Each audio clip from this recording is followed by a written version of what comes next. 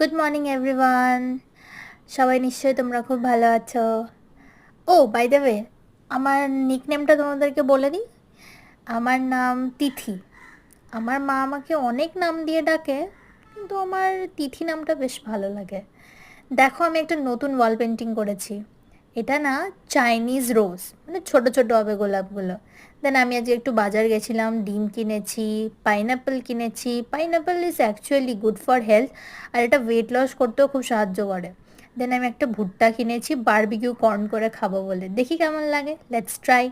তারপর আমি শসা কিনেছি, যেটা সবার ফেভারিট, স্যালাড করে খাওয়া যায়, স্মুদিতে দিয়ে খাওয়া যায়।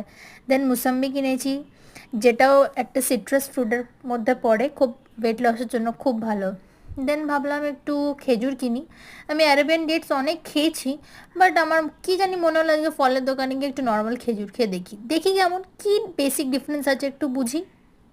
দেন আমি কলা কিনেছি, এগুলো চাপা কলা বলে।